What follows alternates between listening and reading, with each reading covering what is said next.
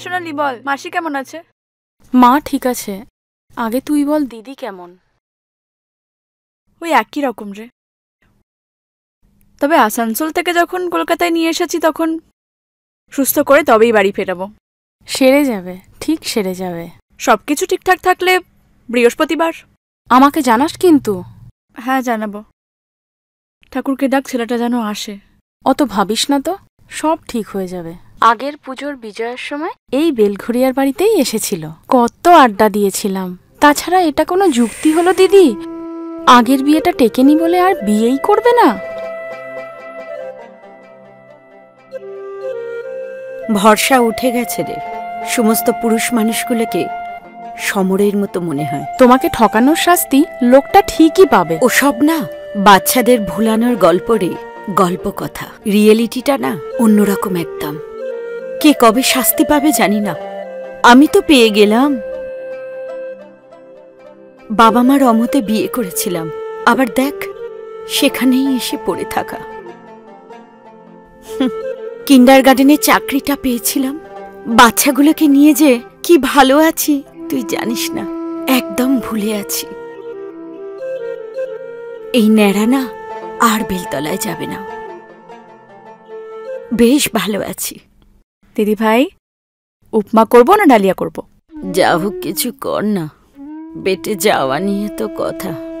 ও দুতি, আমার চুলটা একটু বেঁধে দে না।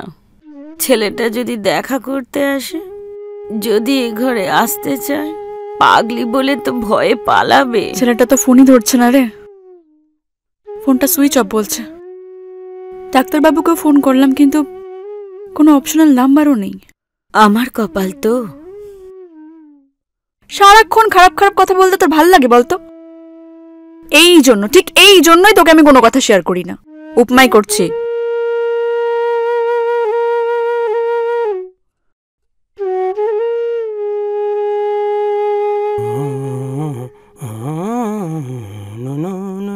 দুতি মজুমদার 112C কাঞ্চনপল্লী। তা কাঞ্চনপল্লী তো এটাই। দুতি মজুমদার বললেন না? এই তো সেকেন্ড ডান দিকটা, লাস্টের বাড়িটা। আচ্ছা ঠিক আছে।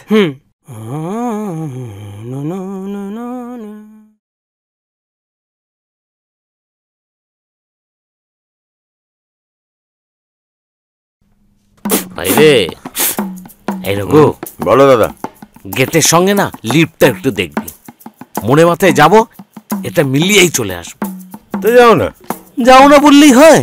জানিস না সেক্রেটারির বউ হঠাৎ করে নেমে আসে নিচে। যদি আসে বলবি কি আমি বড় বাথরুমে গেছি। আরে তুমি যাও না, কোনো চাপ নেই, আমি দেখে নেবো। তুমি যাও যাও। শোন না, যদি মিলে যায় তোকে খাইয়ে দেবো, বুঝলি? মিলিয়ে দাও বড় ঠাকুর। নাম্বারও মিলেছে, আমার খাওয়াও জুটেছে। যত সব।